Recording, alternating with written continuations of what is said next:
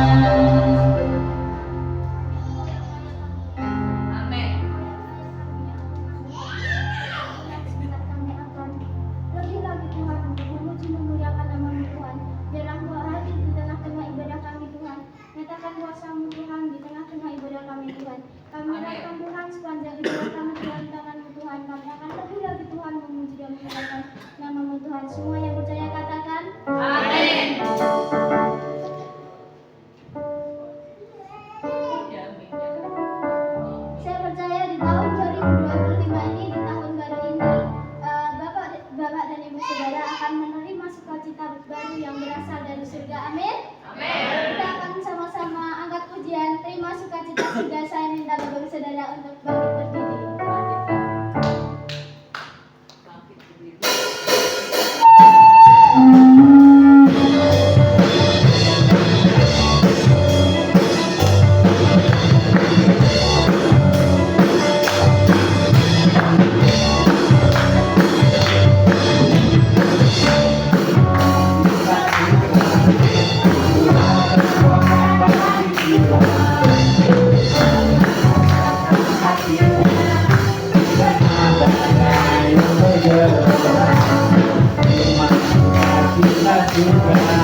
Itulah kekuatan bagi jiwa.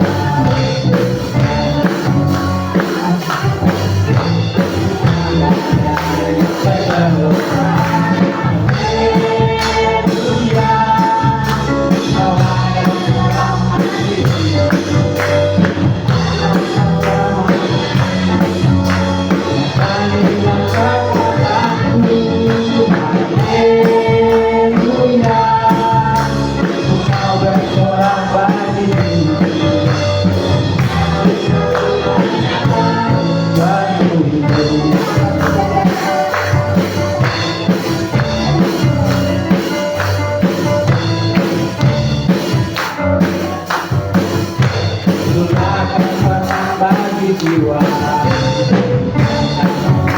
kasihnya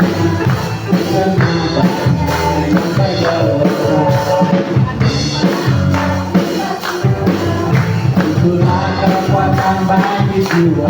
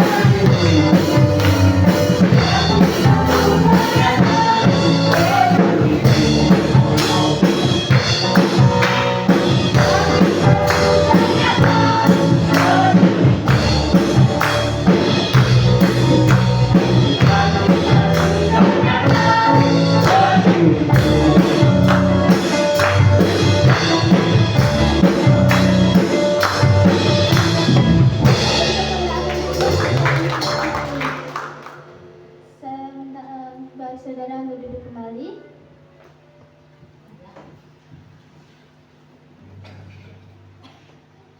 Saya membuka ruang kesaksian untuk Bapak Ibu Saudara, teman-teman semua. Mungkin ada yang ingin menyaksikan cerita kasih Tuhan selama hari, minggu atau bulan, tahun kemarin. Saya persilakan untuk maju ke depan.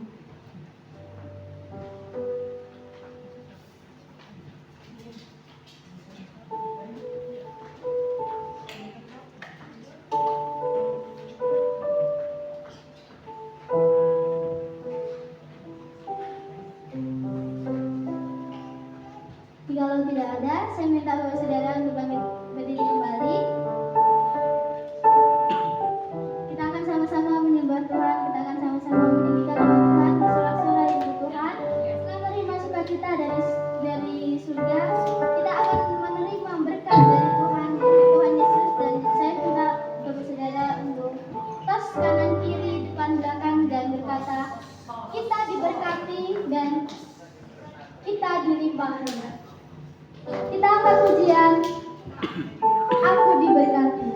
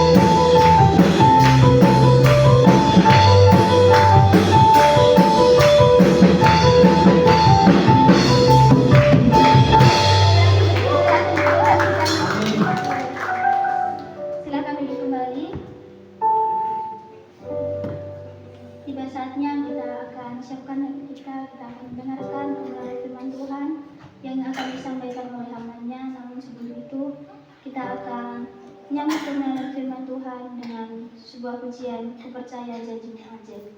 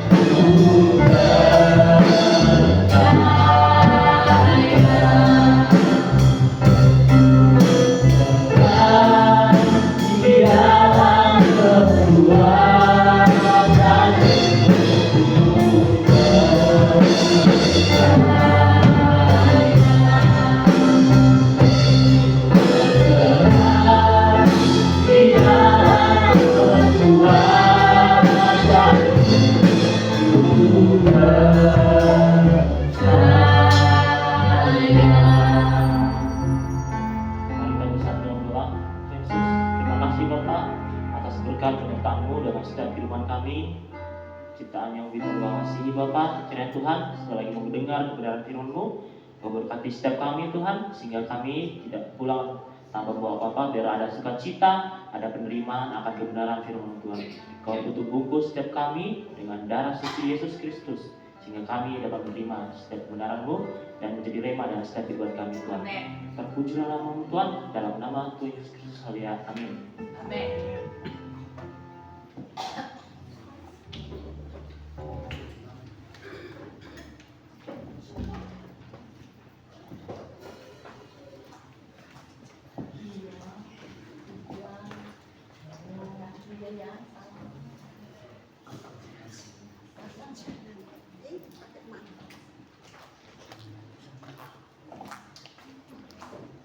Shalom semuanya. Saya percaya setiap kita senantiasa merasakan berkat Tuhan dalam sepanjang hari ini, dalam satu minggu penuh. Dan saya di sini dipercaya untuk menyampaikan kebenaran firman Tuhan. Untuk mengawali firman Tuhan minggu ini, saya ambil temanya itu adalah ketaatan kepada Tuhan atau obedience to God. Next. Di sini untuk mengawali kebenaran firman Tuhan hari ini, saya mengambil ayatnya itu adalah Yohanes 14 ayat 15. Kita baca sama-sama di Yohanes 14 ayat 15. Oke, karena kelihatan juga kita baca sama-sama. 1, 2, 3. Jangan kamu mengasihi aku, kamu akan menuruti segala perintahku. Amin. Ya, jadi hari ini saya dipercayakan untuk menyampaikan kebenaran firman Tuhan dengan tema ketaatan. Next. Di sini untuk mengawalinya saya ambil dua pertanyaan, itu apa arti ketaatan dalam hidup kita, dan dua, mengapa ketaatan penting bagi Tuhan. Ketaatan itu menunjukkan bahwa kita tunduk pada suatu otoritas di atas kita. Ketaatan juga berarti bagaimana kita dipercaya untuk melakukan segala perintah yang telah diberikan kepada kita. Saya ada kesaksian sedikit, itu bagaimana ketika saya SMP, saya dipercaya untuk merantau walaupun gak jauh, dari ibaratnya dari desa ke pusat kota gitu. Saya tinggal sama bibi saya. Di situ saya dikasih amanat dan suatu perintah supaya saya ketika tinggal bersama bibi saya di kotanya, saya menjadi orang yang taat, menjaga pergaulan, dan ibaratnya banyak hal-hal yang mungkin orang tua itu khawatir sama saya. Sehingga saya disuruh untuk patuh sama tempat saya tinggal, itu bibi saya. Mungkin sebagai orang muda banyak sekali godaan yang membuat saya bisa saja jatuh seperti itu. Bagaimana terdapat ajakan dari teman ketika pulang sekolah supaya saya nggak langsung pulang sekolah, dan berbagai macam diajak merokok atau gini-gini, saya menolak gitu. Karena apa? Di situ saya mendapat suatu amanat atau perintah dari orang tua saya supaya saya tidak melakukan itu atau saya jatuh dalam dosa tersebut. Ketika saya tidak taat, gitu, tidak mematuhi setiap perintahnya, percayalah saya sekarang di sini bisa kesaksiannya itu adalah saya pernah merokok ataupun bergaul bebas. Tapi puji syukur, yang saya bisa memberikan kesaksian adalah bagaimana saya bisa menjaga kehidupan saya sehingga saya tidak rusak. Ketika teman-teman yang lain bisa jalan-jalan, mereka bersantai, nongkrong dimanapun di masa muda mereka, mereka bisa menikmatinya. Sedangkan saya setiap pulang sekolah saya langsung pulang. Kenapa? Kalau dibilang orang, saya adalah orang yang ibaratnya introvert, nggak mau bergaul gitu.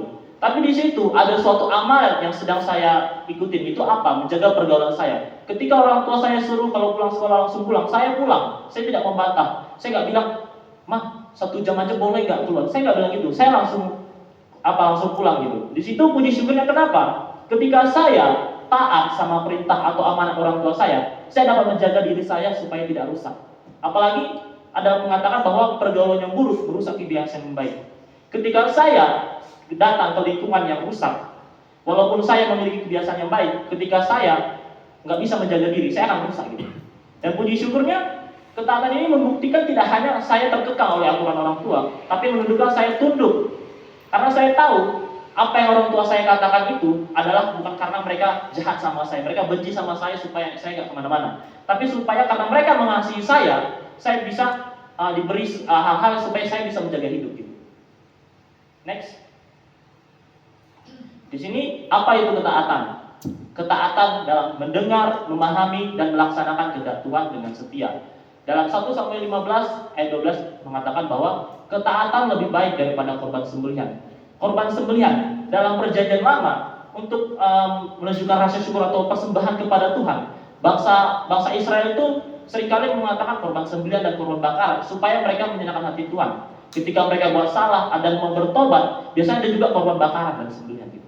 Tapi di sini mengatakan bahwa ketaatan lebih baik daripada korban sembelihan. Di sini hal ini firman Tuhan mengatakan bahwa ketaatan bukan berarti tentang kita hanya tunduk kepada otoritas. Bagaimana kita membuktikan sebagai orang percaya bahwa kita tunduk kepada Tuhan setiap perkataan dan firman-Nya gitu.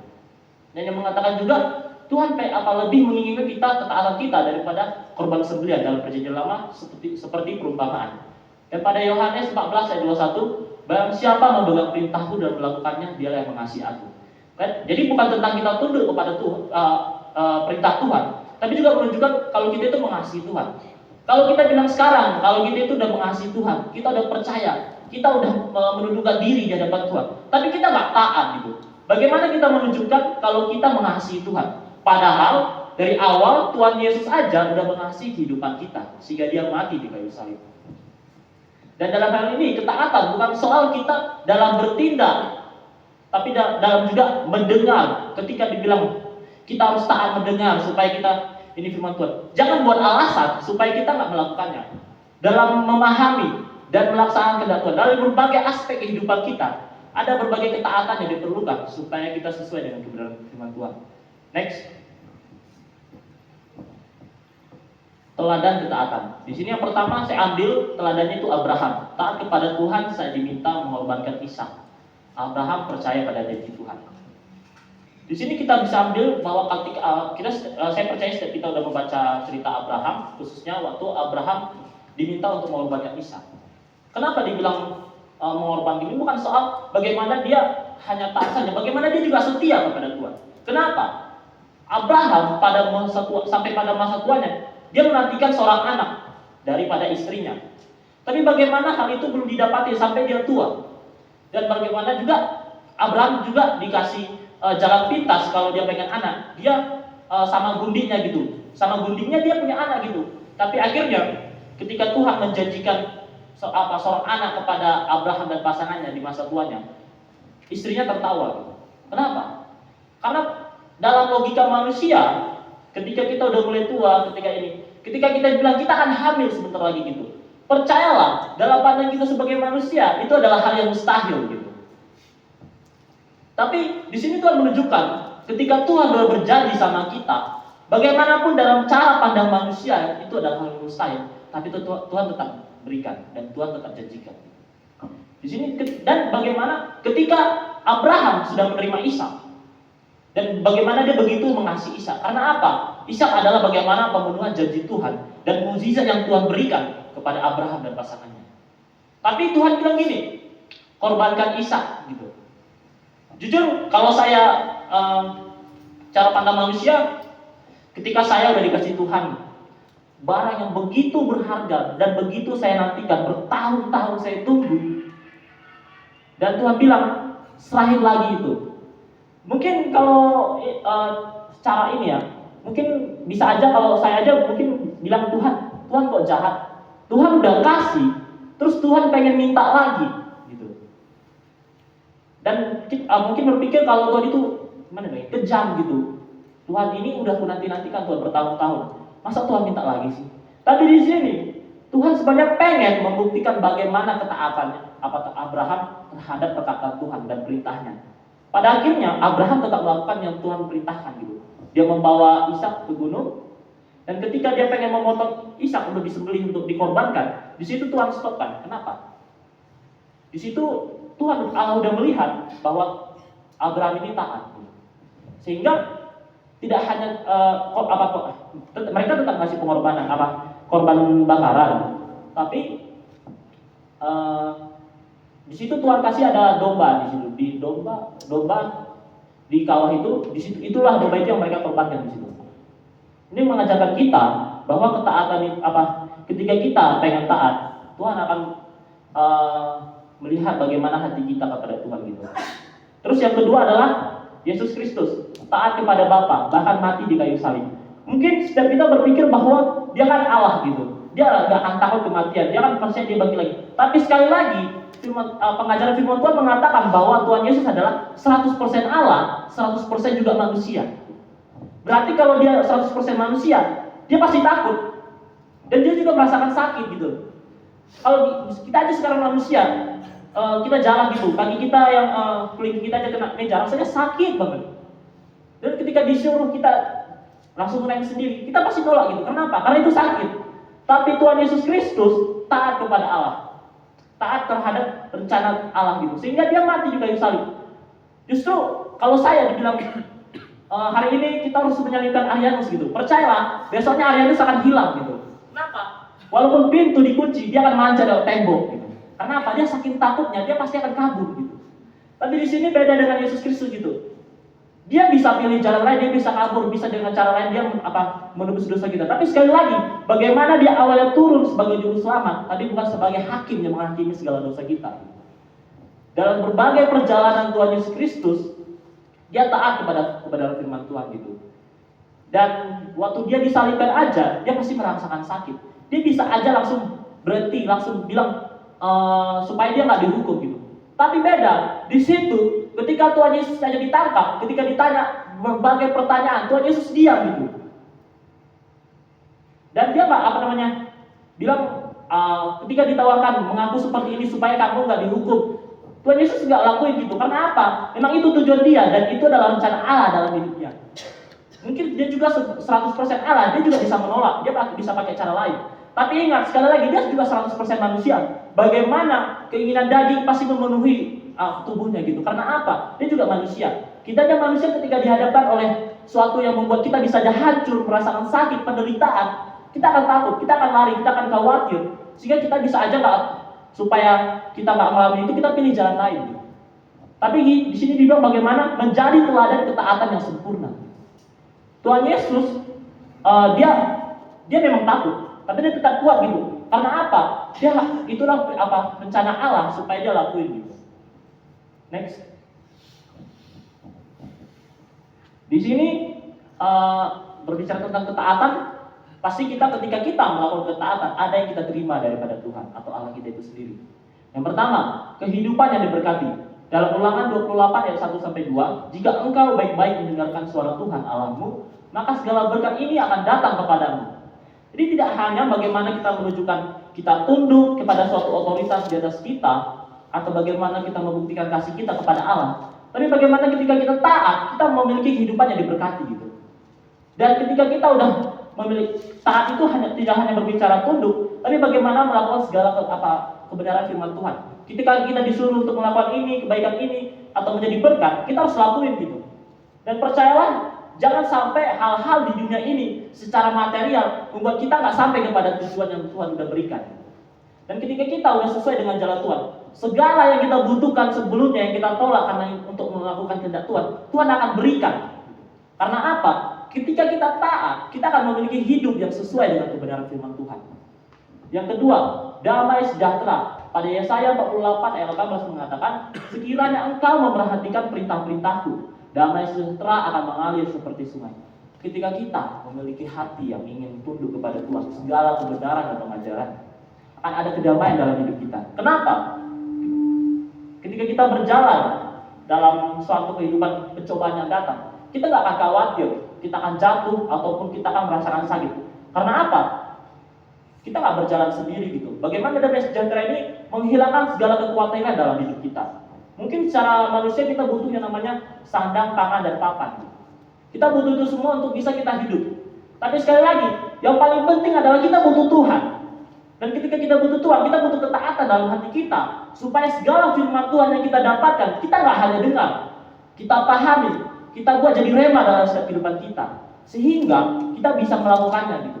Karena yang penting dari firman Tuhan tidak hanya kita memahami, tapi juga melakukannya. Seperti itu.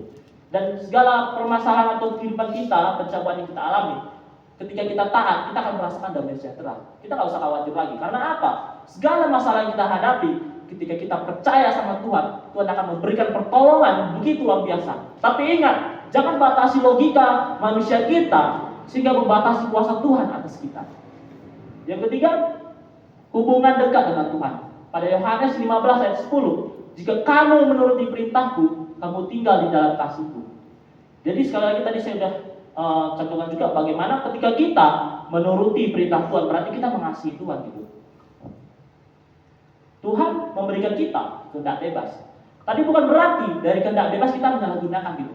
Seharusnya sebagai manusia kita bersyukur gitu. Kenapa? Dari kehendak bebas itu kita dikasih pilihan sama Tuhan. Kamu mau ikut aku apa enggak gitu, Tuhan bilang. Tapi sekali lagi bukan berarti kita menjauh daripada Tuhan gitu. Justru sebaliknya, dari kehendak bebas itu Tuhan pengen lihat bagaimana kita sungguh-sungguh apa enggak gitu. Memang benar. Sebagai manusia banyak hal-hal yang membuat kita jauh daripada Tuhan dengan alasan pekerjaan ataupun urusan penting sehingga kita bisa jarang ibadah, bisa jarang baca Alkitab, bahkan khotbah aja kita udah jarang dengar. Kita bisa kasih alasan yang membenarkan supaya kita ngalamin itu. Itu adalah rencana-rencana iblis yang membuat kita jatuh gitu. Ada mungkin dalam pikiran kita pengen baca Alkitab gitu. Terus ada suara yang mengatakan, nanti aja kerjain dulu pekerjaanmu, kan bisa nanti baca Alkitabnya. Mungkin dalam hati kita nggak memahami suara Tuhan, suara Roh Kudus. Kita menganggap itu adalah suara dari Roh Kudus. Padahal itu adalah suara iblis yang membuat kita nggak baca Alkitab gitu. Pada akhirnya ketika kita sudah menyelesaikan pekerjaan kita dengan alasan capek lagi, kita nggak jadi baca Alkitab gitu. Saya menyadari bagaimana awalnya membaca Alkitab ketika awal-awal rasakan kerinduan sama Tuhan, awal-awal kenal sama Tuhan. Saya haus akan firman Tuhan. Saya tiap hari baca.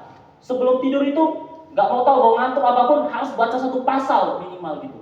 Di situ saya bagaimana kehidupan saya begitu luar biasa saya rasa gitu.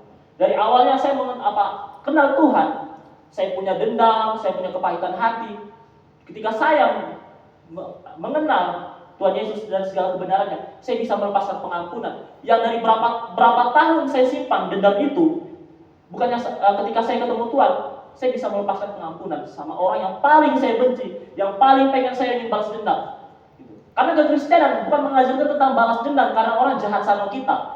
Justru di dalam kekristenan mengajar kita untuk memberi pengampunan. Jadi jangan salahkan orang ketika dia jahat sama kita gitu. Karena gini, setiap manusia pasti memiliki latar belakang yang berbeda-beda. Bisa aja ketika orang jahat sama kita, karena dia juga pernah kepahitan sama orang lain. Justru ketika kita memberi pengampunan, gak hanya kita melepaskan beban dalam hati kita, tapi bagaimana kita juga memberkati orang lain gitu. Karena bisa aja ketika kita memberi pengampunan, dia akan berpikir seperti ini. Kok dia gak marah sama aku ya? Kok dia gak balas dendam gitu? Dia akan pasti berpikir seperti ini. Baru dari situ dia akan merasa penasaran sama kita. Dari situ kita kasih kebenaran firman Tuhan supaya dia paham gitu. Mungkin bagi beberapa orang sampai sekarang menyimpan dendam itu masih ada yang tersisa, benih-benih kepahitan gitu. Saya tahu melepaskan dendam, apalagi yang bertahun-tahun itu gak gampang gitu. Saya awal diajarkan untuk memberi pengampunan, taat untuk memberi pengampunan. Saya menolak. Bagaimana suatu pendeta di acara besar itu, saya datang, dia bilang seperti ini sambil nyanyi gitu. Dia bilang, ayo yang mau didoakan, yang memberi pengampunan sama orang yang dibenci, maju ke depan, biar saya doakan gitu. Dalam hati saya seperti ini, ayo maju. Ada yang bilang maju aja, kan kamu ada dendam sama ayah kamu, kan kamu ada kebencian seperti itu. Tapi ada dalam hati bilang, ngapain sih maju? Emang ada manfaatnya? Kan cuma didoain, kan bisa di kamar doa sendiri gitu. Di situ bagaimana penolakan? Saya dukung suara itu, saya nggak jadi maju. Tapi bagaimana rencana Tuhan? Gak hanya sekali 2 kali saya ketemu tentang pengampunan. Ketika akhirnya suatu acara kecil gitu di gereja, di suatu gereja, diajarkan lagi minta pengampunan. Di situ saya akhirnya memutuskan untuk melepaskan pengampunan. Tapi tidak hanya berbicara saya maju ke depan terus berdoa. Di situ saya bagaimana ketika saya pengen melepaskan pengampunan, iblis berusaha untuk membuat saya nggak melepaskannya. Dengan bagaimana? Kepahitan, bagaimana perilakunya membuat saya kecewa, sehingga saya makin marah, makin kecewa gitu. Di situ saya merasakan, kok makin susah ya melepaskan pengampunan. Saya berusaha terus melawan itu semua. Akhirnya bagaimana? Saya berhasil melepaskan pengampunan. Tapi sekali lagi, pengampunan itu nggak cukup 1 kali. Kenapa? Percayalah, ketika kita hari berganti hari, kita akan diingatkan dengan kepahitan kita tersebut. Dan kita merasa hambar lagi. Di situ percayalah ketika kita merasa hambar lagi tentang suatu pengampunan, berarti kita kurang melepaskan pengampunan. Akhirnya tidak hanya bagaimana saya merenungkan, bertanya-tanya kenapa saya merasakan ini lagi gitu. Datang lagi kebenaran firman Tuhan gitu. Lewat seorang hambanya, saya mendengar seperti ini. Pengampunan memang penting dilepaskan gitu. Tapi sekali lagi, ketika kita udah mengalami kepahitan dan kekecewaan yang bertahun-tahun yang berlalu gitu, kita nggak akan cukup melepaskan satu kali pengampunan gitu. Ketika kita mengingat kembali kepahitan, kekecewaan, lepaskan pengampunan. Ingat lagi besoknya, lepaskan pengampunan gitu. Di situ saya bagaimana awalnya diingatkan terus saya melepaskan pengampunan sampai sekarang tidak hanya saya memberi pengampunan, tapi saya udah bisa ngobrol sama ayah saya yang dulu saya sangat benci gitu.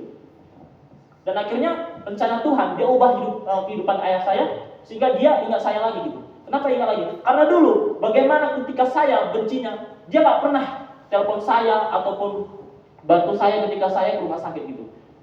Dan berbagai perbuat apa yang membuat saya kecewa. Tapi ketika saya mengenal kebenaran firman Tuhan, mengenal pengampunan, saya memiliki hati yang lebih ringan, lebih gampang mengampuni, nggak lagi merasa kecewa gitu. Next. Tapi sekali lagi sebagai manusia kita pasti mengalami yang namanya mengalami tantangan dalam ketaatan. Yang pertama, ego dan keinginan pribadi. Itu dari contoh Raja Saul yang memilih persembahan daripada taat. Dari awal Tuhan Yesus dalam cerita Alkitab mengatakan bahwa apakah benar bahwa ketika bangsa Israel meminta sosok raja atas mereka, Tuhan bilang seperti ini. Tuhan sudah ingatkan, kamu akan binasa kalau ada raja di atas kamu. Gitu. Karena apa?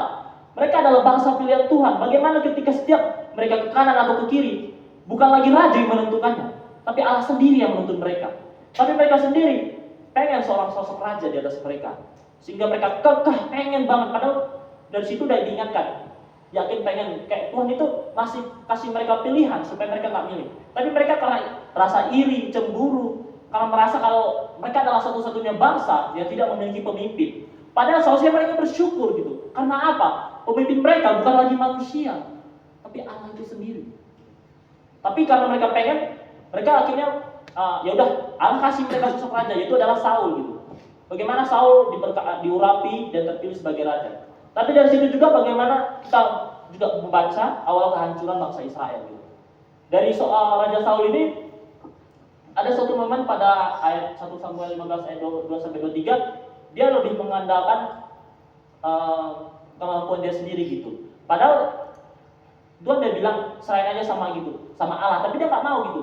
Dia merasa ketika dia melakukan ini ataupun ini, dia hanya melakukan apa yang diajarkan agama, tapi dia diajarkan oleh Tuhan itu sendiri. Gitu.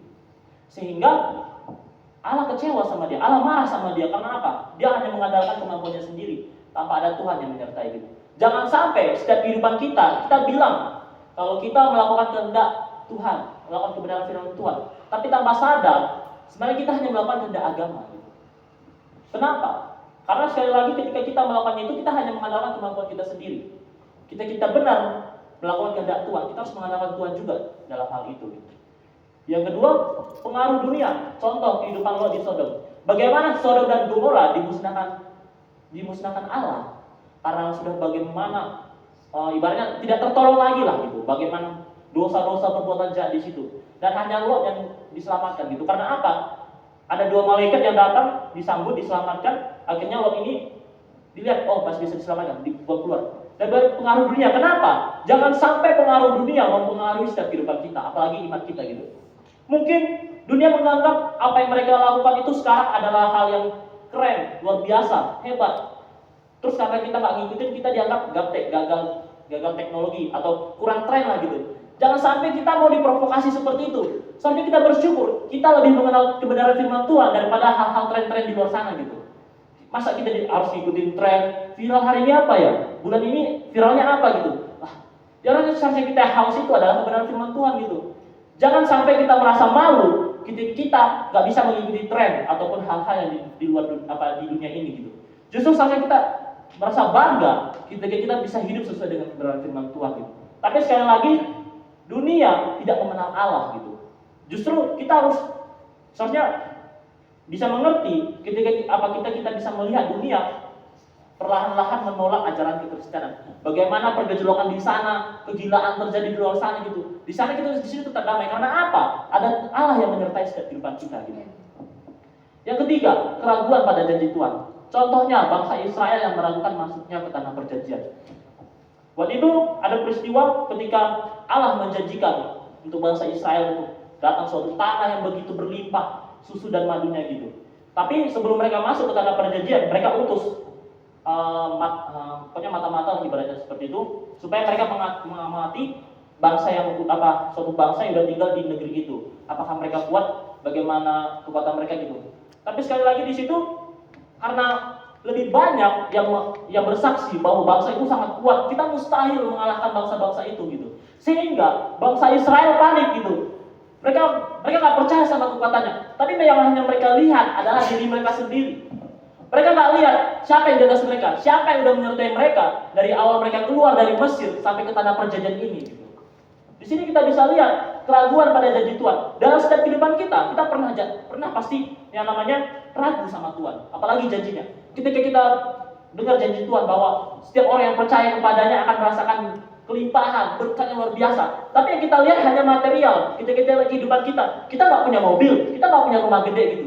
Terus kita bilang, Tuhan janji loh sama saya kalau Tuhan akan memenuhi. Tapi aku nggak punya ini, Tuhan nggak punya. Sekali lagi, jangan sampai kita hanya terpaku dengan hal-hal material.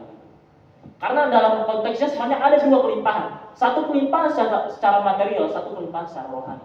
Tapi sebagai orang percaya, seharusnya kita fokus yang namanya kelimpahan secara rohani gitu. Karena dari kelimpahan rohani kita ada pertumbuhan gitu. Ada yang namanya mengenal Tuhan, kebenarannya gitu. Dan ya dari tiga hal ini membuat kita tidak bisa taat gitu. Dari awal tidak hanya mengandalkan ego kita sendiri sehingga kita merasa bahwa apa yang Tuhan perintahkan nggak benar gitu. Terus yang kedua, pengaruh dunia. Seringkali ketika kita merasa ketika kita hanya mengikuti tren-tren dunia, alur dunia, kita akan menolak ketaatan Tuhan. Karena apa? Allah dan dunia itu bertentangan gitu. Mereka nggak bisa disatukan. Jangan sampai kita menjadi orang yang setengah-setengah gitu. Setengah-setengah apa? Ada orang hari ini dia ke gereja, hari ini dia melayani, besoknya dia bisa saja melakukan dosa. Gitu. Kenapa? Karena dia setengah-setengah dalam percaya sama Tuhan, setengah-setengah dalam taat gitu. Ada ayat Alkitab mengatakan, janganlah kau panas dan dingin. Kalau kau panas jadilah panas, kalau kau dingin jadilah dingin gitu. Karena aku akan memuntahkanmu keluar dari mulutku. Itu mengajarkan bahwa bagaimana Allah juga nggak suka sama orang-orang yang setengah-setengah gitu. Kalau kita setengah-setengah percaya sama Tuhan, percayalah kita nggak akan bisa terima berkat dari yang namanya ketaatan gitu. Jangan bilang kehidupan kita sekarang, Tuhan, aku udah taat loh sekarang Tuhan. Terus kita nggak dapat berkat daripada Tuhan. Berarti kita masih setengah-setengah dalam taat sama Tuhan, percaya sama perintah Tuhan gitu. Terus yang tiga adalah keraguan pada janji Tuhan. Ya benar sekali. Mungkin secara pandang manusia kita seringkali ragu karena kita menganggap janji Tuhan itu nggak nyata. Gitu. Kenapa nggak nyata? Karena mungkin karena percayalah, cara manusia semakin mereka pintar, semakin mereka percaya sama yang namanya logika mereka sendiri. Gitu. Kalau kita, dan memang benar, manusia pintar mereka dari logika mereka gitu. Tapi jangan sampai logika kita membuat kita jauh daripada Tuhan. Apa yang masuk dalam pemikiran dunia ini adalah logika manusia, bukan kebenaran firman Tuhan. Gitu. Kalau kita percaya sama kebenaran firman Tuhan, jangan andalkan logika manusia kita untuk membuat atau membatasi kuasa Tuhan atas hidup kita. Itu dan juga Ibrani 13 ayat 5 mengatakan, aku sekali lagi tidak akan membiarkan engkau. Berarti Tuhan tidak akan membiarkan kehidupan kita dalam keputusasaan. Bahkan bagaimana banyak firman Tuhan mengatakan dalam Alkitab, ketika engkau terjatuh tidak sampai tergeletak. Karena bagaimana? Tuhan menonton hidup kita. Dia bagaimana menahan kita supaya kita tetap kuat. Padahal ketika kita jatuh aja, sebenarnya kita nggak ngandalin Tuhan gitu. Memang pencobaan bukan daripada Tuhan, tapi Tuhan izinkan pencobaan datang dalam setiap kehidupan kita. Karena apa? Jangan bilang kita mengalami pencobaan, Tuhan jahat sama kita. Kita mengalami keputusasaan, Tuhan jahat sama kita. Justru Tuhan lihat iman kita. Kamu udah di level 1, berarti kamu udah kuat di level 1, udah cukup ke level 2, dikasih tantangan level 2. Harus turutin, karena apa? Tantangan atau pencobaan dalam hidup tidak menunjukkan bagaimana kita semakin lemah. Justru Tuhan lihat iman kita. Semakin kita kuat, semakin Tuhan kasih bagaimana tantangan supaya kita semakin kuat lagi gitu. Jangan seperti orang yang imannya biasa-biasa saja gitu. Tidak ada pertumbuhan. Justru pertumbuhan bukan hanya tentang berbicara peningkatan, tapi ada perubahan gitu. Kalau kita bilang kita udah bertumbuh secara rohani, tapi tidak ada perubahan, berarti kita belum ada yang namanya naik level gitu. Next.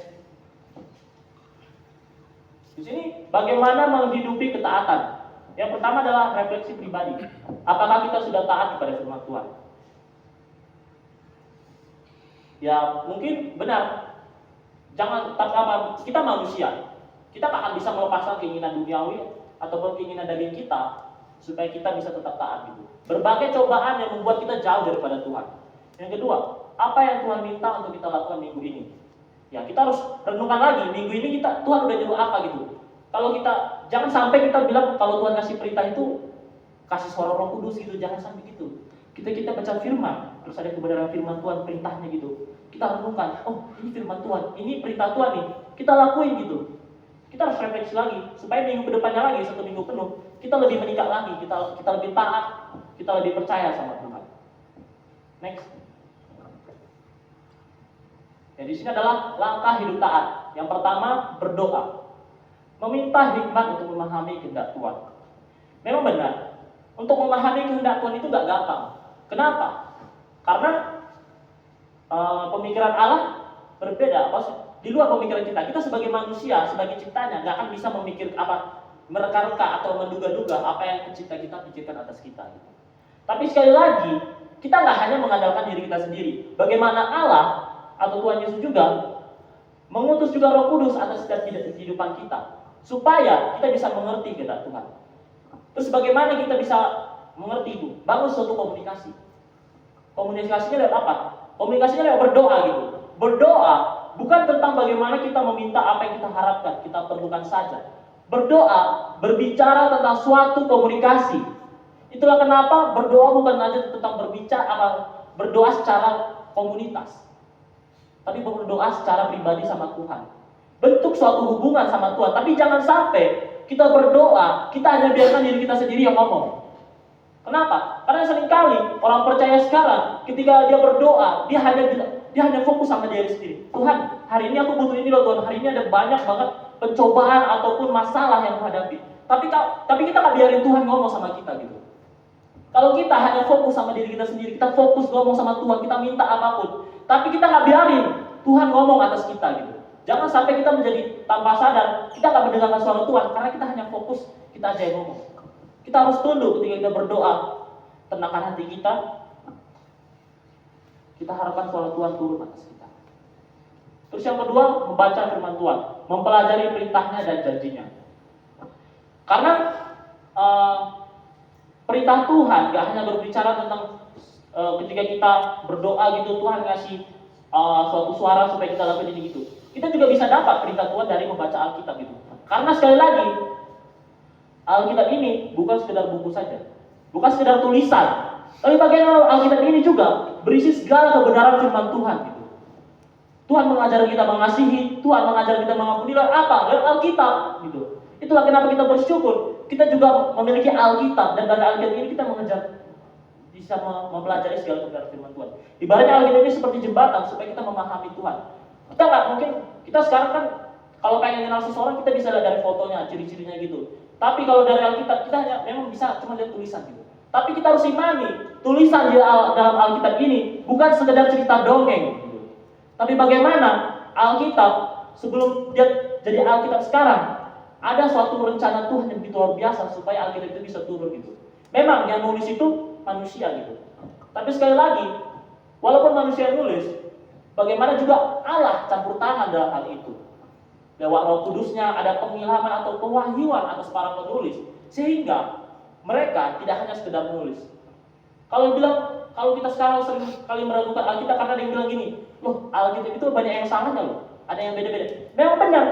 Kalau kita hanya cara pandang sekedar baca Alkitab, kalau kita sekarang hanya baca sekarang di sini, kita nggak pahami lagi. Karena sekali lagi, kenapa sekarang banyak ahli-ahli Alkitab lebih dalam lagi? Mereka nggak hanya sekedar baca, mereka cari sejarah Alkitab ini.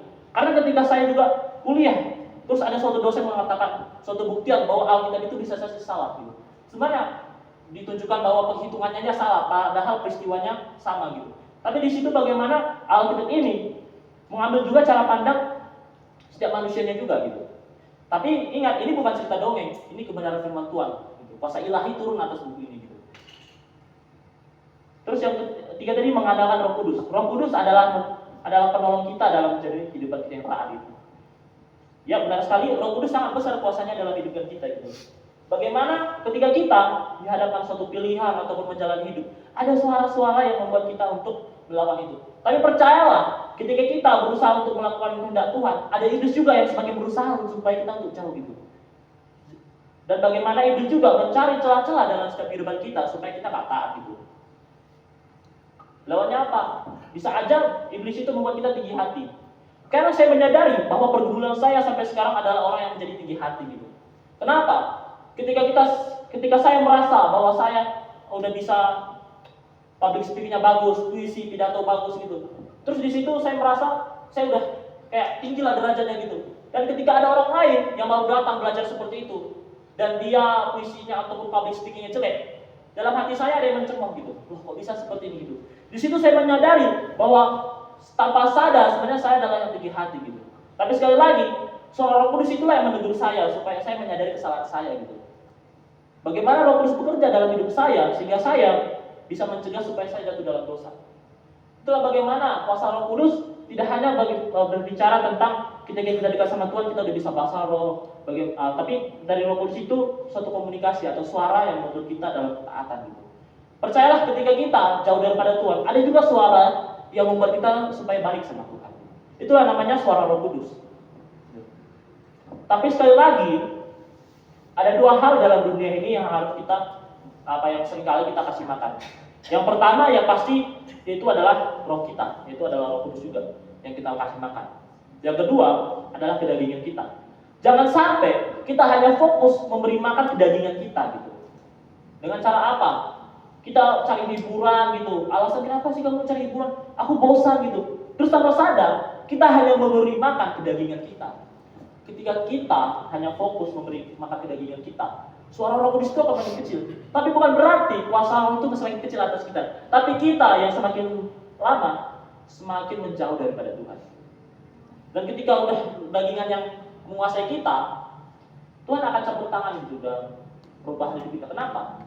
Ketika seorang anak salah atau tidak taat atau memberontak, pasti orang tuanya kasih teguran. Dan dikasih teguran, masih gak berubah, masih balik arah. Baru di situ orang tua akan mengasih suatu hukuman. Jangan sampai kita dikasih hukuman sama Tuhan gitu. Karena sekali lagi ketika Tuhan kasih hukuman sama kita, berarti kita udah menjauh banget daripada Tuhan. Tapi jangan sampai hukuman itu membuat kita bilang Allah itu jahat gitu, Allah itu kejam, masa dia kasih hukuman sama aku gitu. Karena justru dari hukuman itu kita berbalik sama Tuhan gitu. Karena hukuman yang Tuhan kasih bukan untuk menghancurkan kita, tapi untuk menegur kita dan mengingatkan kita bahwa kita udah jauh daripada Tuhan. Karena sekali lagi ada orang berkata, kenapa kamu melayani? Kenapa kamu sering berbagi, berbuat baik itu? Supaya kasih Allah tuh besar sama aku loh. Karena kan semakin kita berbuat baik pasti berkat Tuhan makin ngalir, makin besar berkasnya. Salah gitu. Kasih Allah gak pernah berubah, gak pernah bertambah, gak pernah berkurang. Karena dari awal kasihnya itu udah besar atas kita gitu. Yang membatasi berkat Tuhan atas hidup kita bukan Tuhan itu sendiri, karena kita menganggap diri kita gak layak, tapi kita sendiri yang menjauh daripada Tuhan gitu. Ibaratnya seperti ini, kita dekat sama seseorang, kita kan pasti menerima apa dari orang itu tersebut. Ketika misalnya saya dekat sama Bang Arianus, dia kan sering kasih saya makanan gitu, dia kan sering kasih saya jajanan lah ibarat. Tapi semakin saya jauh, dia kan saya akan merasa asing sama dia gitu. Itulah seperti bagaimana ketika kita asing sama seseorang, maksudnya belum kenal seseorang gitu, tiba-tiba dia kasih hadiah. Percayalah, selain kita menolak, kita akan tahu gitu. Kita merasa hadiah yang dia kasih itu bukan hadiah, tapi sesuatu yang bisa aja membahayakan kita gitu. Itulah kenapa kita jauh sama Tuhan. Ketika Tuhan ngasih kita keselamatan, Tuhan ngasih kita berkat, kita merasa berkat yang dikasih itu bukan berkat gitu, malah suatu kutuk gitu. Next. Di sini saya ambil dari berbagai kesimpulan tadi, itu bagaimana ketaatan kepada Tuhan adalah wujud kasih dan iman kita kepadanya. Melalui ketaatan, kita menunjukkan kepercayaan penuh pada kehendak dan janjinya, sekaligus membuka jalan bagi berkat, damai sejahtera, dan hubungan yang lebih dekat dengannya. Ketaatan bukan hanya tentang memenuhi perintah, tetapi tentang menyerahkan hidup kita dengan sepenuh hati. Percaya bahwa jalan Tuhan adalah yang terbaik bagi kita. Di sini mengajar yang saya simpulkan bahwa ketika kita taat sama Tuhan, jangan sampai kita merasa ketika kita taat sama Tuhan kita merasa terkekang gitu. Karena apa? Banyak sekali sekarang anak muda ketika dikasih aturan, dia merasa terkekang, dia nggak bisa bebas gitu. Loh, dan semakin dia nggak bisa merasa bebas, dia akan memberontak gitu. Tapi sekali lagi, peraturan ada untuk supaya kita nggak rusak, supaya kita disiplin, teratur. Ibaratnya seperti kita melewati jembatan. Kalau jembatan tuh nggak ada pagarnya di samping, percayalah kita akan jatuh gitu. Di situ bagaimana peraturan atau perintah yang kita udah terima sampai sekarang itu supaya kita nggak jatuh dalam dosa itu. Apalagi khususnya sekarang tuh anak perantauan kan, jauh dari orang tuanya. Orang tuanya pasti nggak hanya melepaskan anaknya, tapi orang tua akan ngasih suatu nasihat, bahkan perintah supaya dia nggak lakukan. Misalnya, nanti di sana jangan merokok, di sana itu nanti jangan suka pergaulan bebas gitu, jaga pergaulan, jangan melawan orang di sana ya gitu. Jujur awal saya merantau itu bukan keinginan pribadi gitu, tapi orang tua bilang gini, kamu tinggal sama bibi waktu SMP itu disuruh tinggal sama bibi. Katanya di sana supaya sekolahnya lebih bagus daripada di desa, di kampung gitu. Supaya di sana kamu lebih bisa mandiri gitu. Saya menolak karena apa? Saya merasa lebih nyaman sama orang tua gitu. Dan di situ lebih nyaman di rumah gitu. Tapi orang tua tetap memaksa gitu.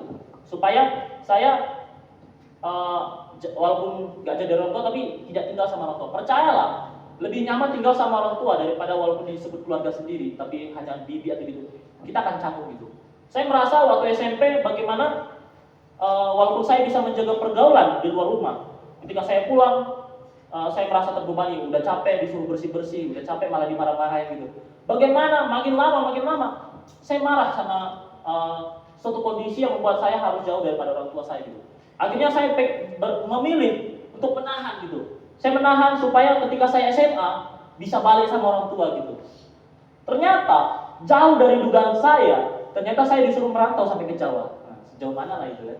Awalnya masih desa kota ini udah beda pulau rasanya.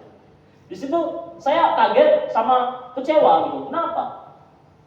Udah doa sama Tuhan, nah, ini aku masih bisa tahan kok Tuhan SMP gitu. Nanti SMA udah bisa sama orang tua nih, udah senang. Tapi rencana yang saya udah nantikan berbeda dari yang saya harapkan. Saya malah disuruh pindah ke Jawa Tengah, terus disuruh tinggal di asrama. Di situ awalnya bagaimana saya menolak sampai seharusnya saya 2 bulan datang ke sini, malah 1 bulan terlambat baru saya pergi. Kenapa? Saya masih dibujuk-bujuk lah ibaratnya supaya saya pergi gitu. Di situ jujur mana bilangnya? Menggambarkan kekecewaan ketika mengharapkan dekat, karena ketika saya kecil bagaimana permasalahan orang tua membuat saya jauh sama orang tua gitu. Saya kecil awal-awal nggak dapat udah mulai kehilangan sosok ibu, tapi ibu datang lagi, mama lah ibaratnya, panggilannya mama. Dan ketika saya udah SD saya kehilangan sosok ayah gitu. Dari SD sampai saya SMP saya nggak ada bisa namanya sebagai lelaki, sebagai anak pasti membutuhkan figur seorang ayah gitu. Itulah kenapa jangan sampai ayah-ayah yang di sini merasa bahwa pekerjaannya hanya mau nafkahi gitu. Justru dari situ karakter kita digambarkan oleh seorang anak gitu. Saya bertumbuh tanpa mendapatkan suatu figur seorang ayah gitu. Bagaimana seorang lelaki dia bertindak dalam menghadapi setiap situasi. Kenapa? Karena di situ mama saya bekerja menjadi 2 orang. Satu di saat yang sama dia bekerja mencari nafkah, di saat yang sama dia juga harus mengajarkan anaknya gitu. Di situ saya bisa melihat perjuangan mama saya. Kenapa? Mama saya nggak bisa membaca, dia nggak bisa berhitung. Tapi dia lihat anaknya gitu. Dia anaknya perlu suatu contoh atau pengajaran supaya dia belajar. Akhirnya dia ngajarin sendiri. Bagaimana saya awal marah sama orang tua saya. Kenapa? Sama mama saya. Dia ngajarin saya dengan kekerasan. Dia mukul saya sampai ketika saya menolak untuk belajar, saya disuruh tidur di toilet sampai dimatiin lampu. Itu penderitaan saya. Bagaimana saya marah sama mama saya gitu. Karena saya merasa ketika saya waktu itu ditinggal sama ayah saya, dia pergi terus datang lagi. Saya pikir ketika mama saya datang terus hidup sama mama saya senang-senang gitu. Kenapa? Ketika mama saya meninggalkan saya dengan ayah saya dengan adik saya saya menjadi orang yang bebas gitu. Kenapa? Ayah saya nggak peduli sama saya, dia pedulinya sama keluarganya yang satu lagi, sama selingkuhannya gitu kan. Bagaimana saya merasa di situ ketika ditinggal sama mama, terus walaupun tinggal sama ayah juga nggak ada di rumah gitu. Dia nggak peduli sama saya gitu. Kenapa? Saya butuh makan, dia nggak masakin lauk gitu. Dia cuma masakin nasi, itu pun bukan dia yang masak, dia suruh orang lain. Dan di situ saya sama adik saya kelaparan, dan saya hanya makan dengan adik saya dengan garam dan nasi. Saya makan sampai pakai air gitu. Di situ bagaimana saya marah gitu. Dari awal bagaimana benih kepahitan saya muncul ketika saya marah sama orang tua saya. Kenapa? Karena saya merasa udah ditinggal mama, sekarang kayak gak dipedulikan sama ayah gitu. Itulah kenapa sampai sekarang mungkin terbawa ketika saya makan itu makannya banyak gitu.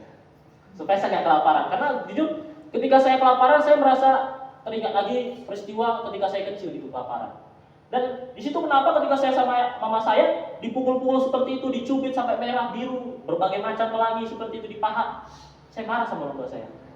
Tapi ketika saya masuk SMP, saya menyadari ketika misalnya SD saya menolak untuk belajar, saya nggak akan bisa namanya mengikuti pelajaran sekarang. Saya bisa disebut orang bodoh, nggak bisa membaca, nggak bisa berhitung. Gitu. Bagaimana orang tua saya, walaupun dia tetap berusaha, dia tetap meleskan kami, dia kasih les walaupun biayanya besar, supaya anaknya nggak ketinggalan pelajaran, supaya anaknya bisa membanggakan gitu. Dan ketika saya disuruh membeli di sini, saya marah sama orang tua saya. Kenapa? Saya merasa saya pengen lingkungan yang nyaman. Kenapa? Memilih merantau bukan tentang berbicara tentang jauh sama orang tua gitu, tapi tentang berbicara supaya bisa hidup mandiri gitu. Saya merasa bagaimana kecewaan saya waktu SMA awal-awal karena udah jauh dari orang tua, juga tantangan hidup saya gitu. Ada peraturan-peraturan yang harus saya patuhi gitu. Dan puji Tuhannya ternyata dari SMA ini Tuhan udah bentuk juga rencana untuk saya bisa kuliah gitu. Ketika saya taat, nggak buat masalah di asrama, nggak berantem, nggak memberontak lah aturannya, nggak bolos sekolah, tugas-tugas saya kerjakan. Ketika saya masuk SMA, saya masuk kuliah, saya bergumul, Tuhan, ini mau lanjut kuliah apa enggak Tuhan? Orang tua memang udah sebenarnya menyerah lah sedikit-sedikit, udah mulai menyerah karena masalah biaya. Sehingga saya juga mulai menutup supaya mulai menyerah supaya saya nggak kuliah gitu. Karena masalah biaya tersebut. Tapi ada namanya di situ Oma Evi, dia bilang, kamu mau kuliah apa katanya? Oh, kurang tahu Oma, mungkin kuliah manajemen, kalau nggak bisnis. Soalnya sukanya kayak marketing gitu. Oh, tapi mau juga jadi pendeta, mau teologi gitu. Oh, terus dibilang seperti ini, berdoa ya nak, supaya Tuhan tolong gitu. Awal saya dengar kata-kata seperti itu, saya merasa itu hal yang mustahil kalau saya bisa dapat gitu. Berdoa, ngapain berdoa? Orang udah gak ada harapan gitu, nggak tahu mau minta tolong siapa lagi gitu. Emang dari mana berkatnya gitu? Tapi ketika berapa bulan setelah itu, setelah udah mulai lulus, saya dipanggil ke kantor di asrama itu, dibilang seperti ini. Dia bilang gini, selamat Yusuf, kamu dapat sponsor kuliah di STT. Gitu.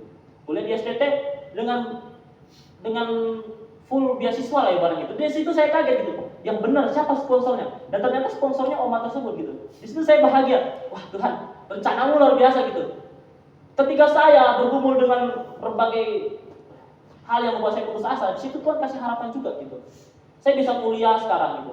Dan mereka bagaimana juga ketika bagaimana kita sebagai makhluk sosial tidak hanya berbicara tentang kita butuh orang lain gitu. Tapi itu justru ketika kita masuk suatu komunitas yang baik, komunitas itu juga yang membantu kita gitu. Ketika saya sebelum masuk ke STT, persyaratan yang saya perlukan adalah surat baptis gitu. Kenapa? Dari saya kecil sampai saya SMA udah mau lulus, kalau saya punya KTP itu KTP anak, itu agamanya agama Islam. Gitu. Jadi secara hukum dari saya kecil sampai saya SMA itu saya masih Islam. Itulah kenapa ketika saya masuk SMA guru sampai nanya gini, loh Yusuf kamu Islam ya? Kenapa masuk ke sekolah Kristen katanya? Waduh, iya Kak Bu, saya juga baru tahu agama saya masih Islam gitu. Terus akhirnya saya bersyukur sebelum saya pulang ke Batam, gereja itu tersebut langsung ada yang baptis gitu. Karena mereka bilang, wah kenapa ini ada yang butuh baptis nih? Siapa? Namanya Yusuf. Itu loh Yusuf yang kan saya melayani juga sekolah minggu. bilang, oh itu loh Yusuf yang butuh surat baptis, oh yaudah kita adakan aja baptis di gereja ini. Wah saya bersyukur gitu, waktu baptisnya itu dekat, habis baptis langsung pulang gitu.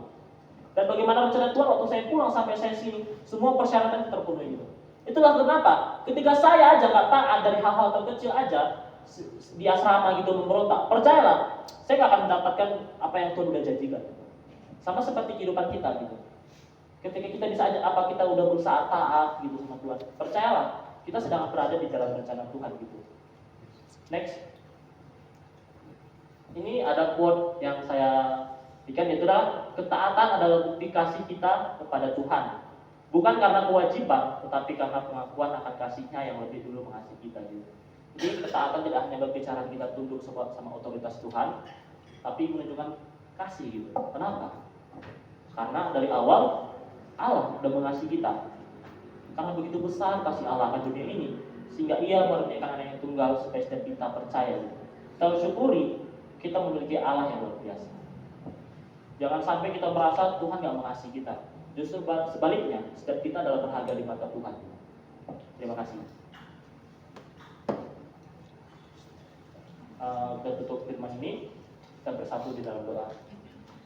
Tuhan Yesus, Bapa yang baik, kami bersyukur atas perintah-Mu dalam setiap kehidupan kami. Bapak, Engkau tahu setiap kami masih belum taat Bapak untuk memenuhi segala kehendak-Mu, perintah-Mu. Tapi kami berserah kiranya Engkau, Roh Kudus, menguatkan setiap kami di tempat ini supaya kami bisa taat, memiliki hati yang mengasihi, sehingga dari kasih itu kami menggambarkan ketaatan kepada Bapa. Tuhan, berbagai cobaan ataupun pergumulan kami senantiasa kami serahkan dalam tangan-Mu Tuhan. Kau yang menyerahkan setiap kami serahkan kehidupan kami. Biarlah Bapa, Kau yang menjadi pemimpin dalam setiap kehidupan kami Tuhan. Kami serahkan segala otoritas kehidupan kami hanya kepada-Mu Bapa. Karena kami tahu Bapa, ketika kami taat kepada-Mu, kami akan berjalan di jalan-jalan yang Kau sediakan dalam setiap kehidupan kami Tuhan. Kau memberkati kami Bapa, karena juga Kau berkati setiap kehidupan kami, Kau berkati keluarga kami Tuhan. Dalam nama Tuhan Yesus Kristus, ya, amin. Amin. Bapak Ibu Saudara terberkati oleh kebenaran firman Tuhan. Saatnya kita akan memberikan yang terbaik untuk Tuhan. Namun sebelum itu kita akan berdoa terlebih dahulu. Saya minta dengan kasih Kak Rudi untuk berdoa persembahan. Baik, mari kita berdoa. Bapa di surga, kami ucap syukur Tuhan buat segala kebaikan-Mu dan anugerah-Mu Bapa. Pada hari ini Tuhan kami memberikan persembahan kepada Tuhan Yesus. Bilang Kau memberkati setiap tangan-tangan kami yang sudah memberi Tuhan, yang belum sempat memberi Tuhan Yesus. Engkau juga memberkati apapun yang menjadi usaha pekerjaan kami Tuhan Yesus, baiklah dalam kebun kami, ternak kami Tuhan. Kami serahkan semua ke dalam tangan kasih-Mu Tuhan Yesus. Engkau yang memberikan kami selalu kesehatan, kekuatan, kemampuan daripada-Mu Tuhan, untuk kami melakukan setiap usaha kami Tuhan Yesus. Dan biarlah persembahan ini Tuhan Yesus mempermuliakan nama-Mu Bapa. Dan dalam nama Tuhan Yesus Kristus kami ucap syukur, haleluya, amin. Kita angkat pujian terima sukacita surga.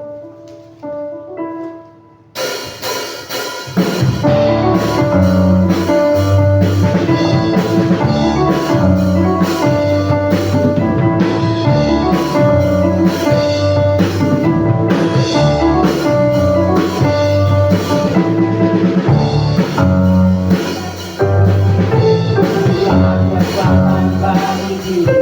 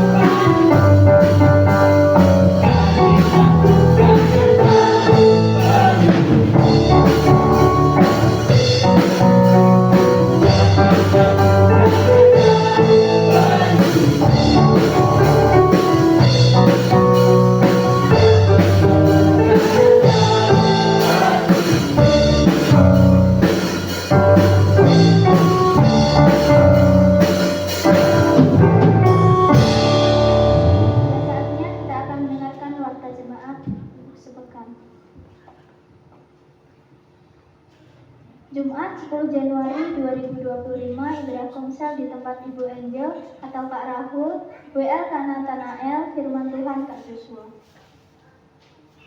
Sabtu 11 Januari 2025 doa pelayan Tuhan di gereja jam 2 sore. Minggu 12 Januari 2025 ibadah raya di gereja pukul setengah 8 pagi. Petugas minggu Ibu Juwarni, singer Kak Herlina, Ibu Christine, dan Kak Stephen. Pemain musik grup El Shaddai, tamborin Kak Linza dan Kak Gedi. Kantong persembahan Ibu Karmina, petugas LCD Kak Yusuf, pelayanan sekolah minggu Kak Arianus, doa syafaat Ibu Narti. Mungkin ada pengumuman tambahan.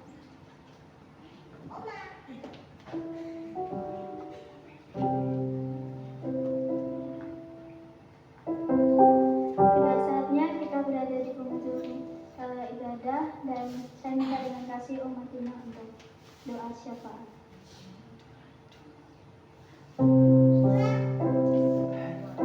Mari jemaat yang dikasih Tuhan, kita akan berdoa syafaat bersama-sama. Sambil kita mengangkat rindu, mengangkat satu pujian di hadapan Tuhan. Musim akan selalu berganti.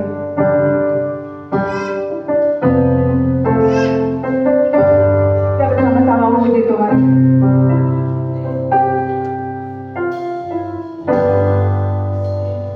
Akan selalu berganti. Kasih Tuhan tetap abadi,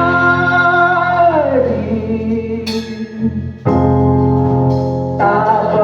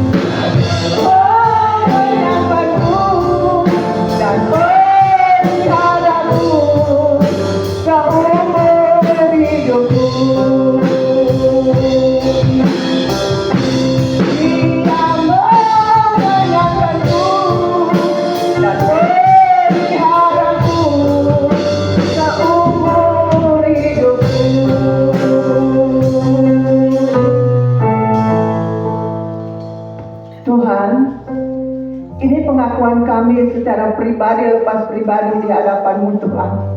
Setelah kami mengikuti acara ibadah kami dari pertama sampai akhir ibadah kami, dan nanti tutup ibadah kami mengaku Engkau yang memelihara kami, Engkau yang menolong kami, Engkau yang senantiasa memberikan kekuatan kepada kami sampai pada permulaan tahun 2025 ini Tuhan, pada minggu pertama di mana kami beribadah bersama-sama.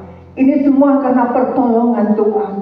Ini semua karena kasih Tuhan yang kami alami dalam hidup kami.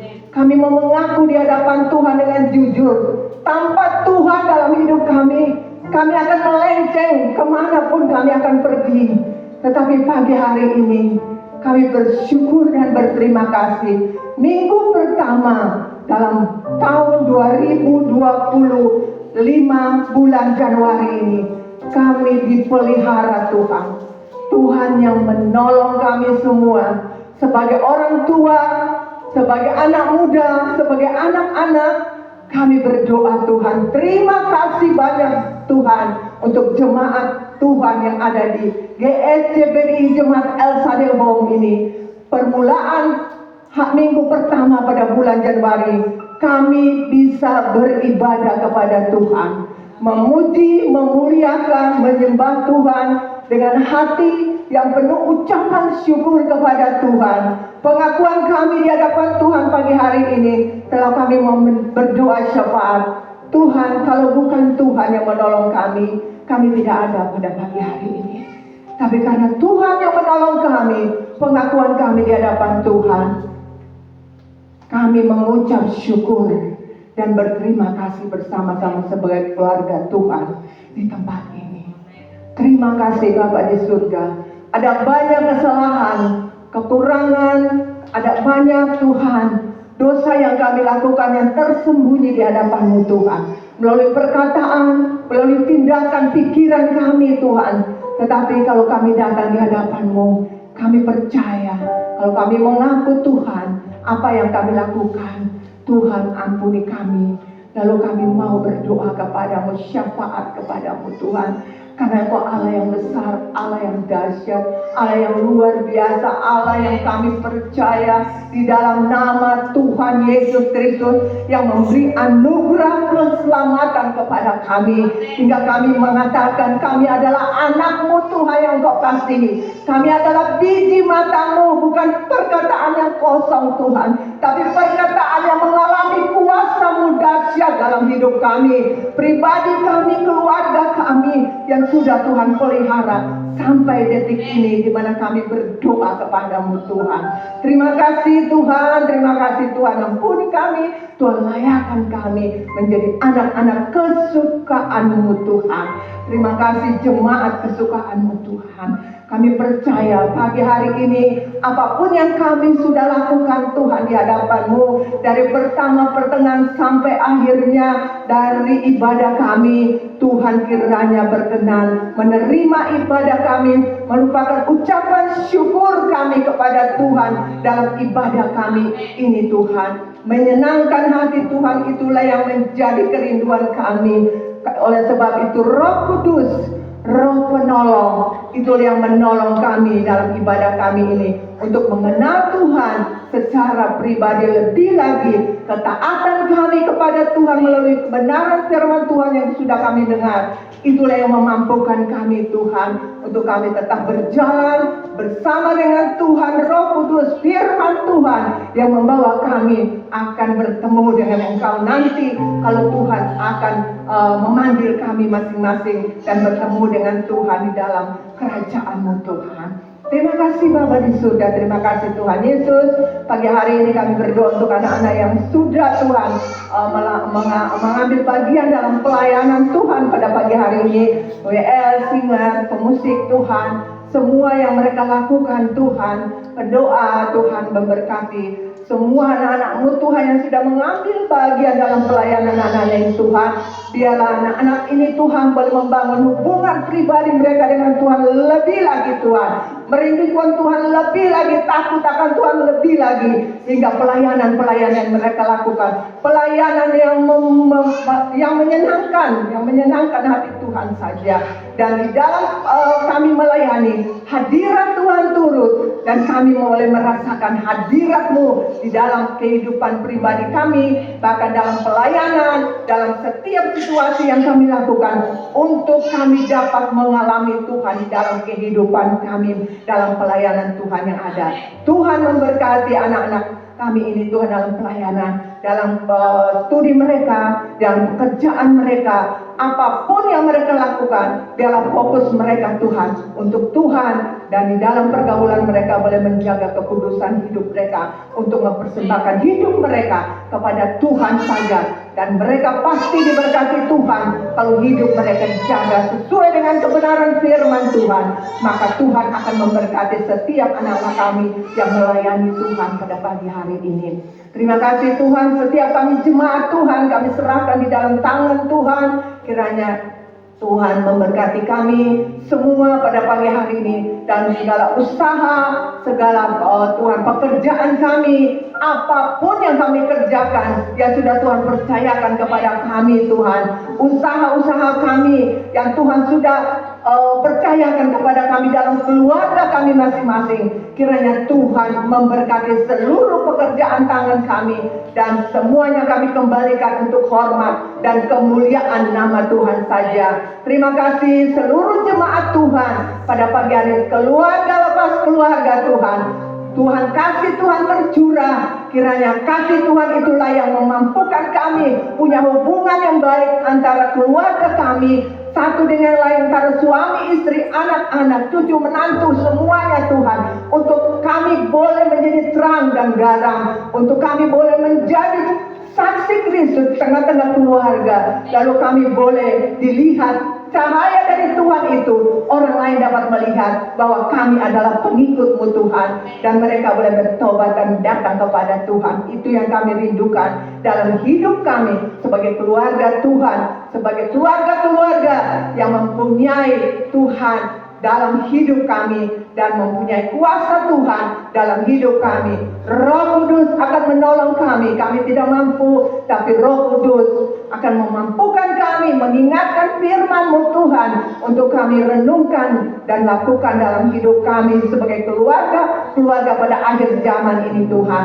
Kami percaya makin hari zaman ini dunia ini makin fasik Tuhan, tapi kami percaya juga kuasa Tuhan dahsyat dan luar biasa untuk kami yang setia, dan kami yang taat, kami yang takut akan Tuhan. Pasti Tuhan akan memberkati kami sesuai dengan kebenaran firman Tuhan pada hari ini. Kalau kami taat dan setia seperti Yesus, maka Tuhan Yesus akan menuntun kami menuju jalan yang Tuhan sudah berikan. Sekalipun banyak tantangan-rintangan, Tuhan kami setia, dan kami akan mendapatkan upah daripada-Mu. Berkati hamba-Mu yang sudah Tuhan pakai pada saat ini menyampaikan firman-Mu juga Tuhan. Yusuf, Tuhan memberkati kamu dengan berkat-berkat yang Tuhan akan siapkan kepada kamu lebih lagi, dan dengan rendah hati kamu boleh melayani Tuhan, dan kamu boleh diberkati oleh Tuhan. Terima kasih Bapa, terima kasih Tuhan.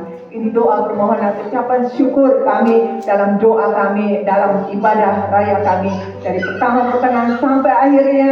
Dan kami Tuhan juga berdoa seluruh rangkaian ibadah kami sepanjang minggu ini kami serahkan ke dalam tangan Tuhan. Tuhan memberkati setiap pelayan-pelayan-Mu, biar mereka mempersiapkan diri bukan karena sudah bisa dan mampu untuk berbicara, tapi hati mereka untuk dipersiapkan untuk memuliakan nama Tuhan saja. Berkati hamba-Mu, beliau berdua suami istri sebagai gembala di tempat ini, Bapak dan Ibu Rini. Tuhan memberkati senantiasa, Tuhan berikan kekuatan apapun yang mereka gumuli saat ini sebagai jemaat. Tuhan, kami mendukung mereka, kami memberkati mereka bersama-sama pagi hari ini, dan mereka kuat di dalam Tuhan.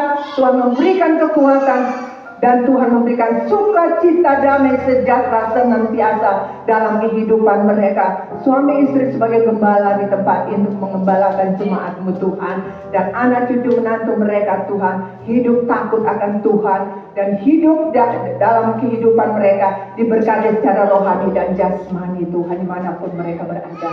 Terima kasih Bapak, kami berdoa bersama-sama untuk bangsa dan negara kami Indonesia yang tercinta ini. Kiranya Tuhan memberkati bangsa pada tahun 2025 ini Tuhan. Dari awal tahun ini Tuhan memberkati pimpinan kami Presiden, Wakil Presiden, para Menteri, Kabinet Tuhan Merah Putih.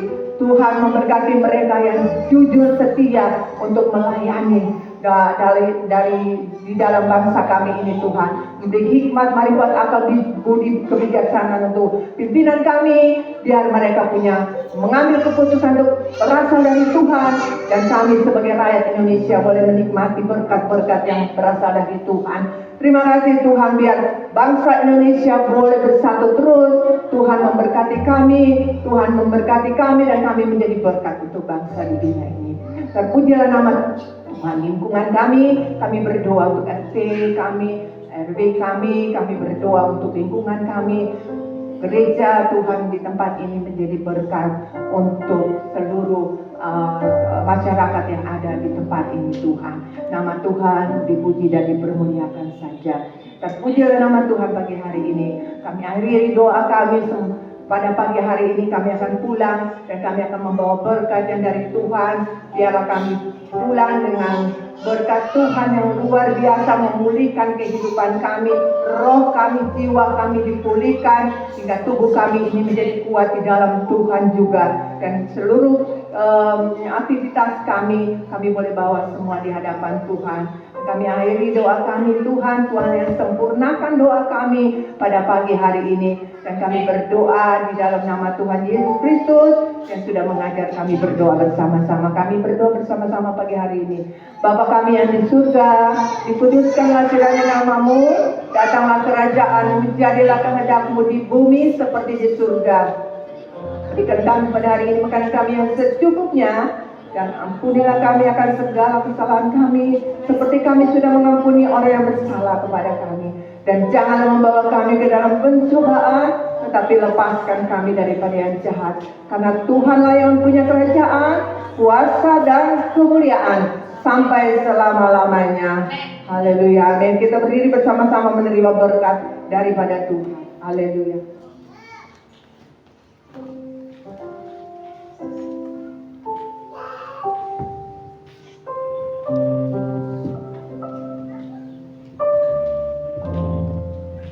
Mari jemaat yang dikasih Tuhan, kita bangkit berdiri. Kami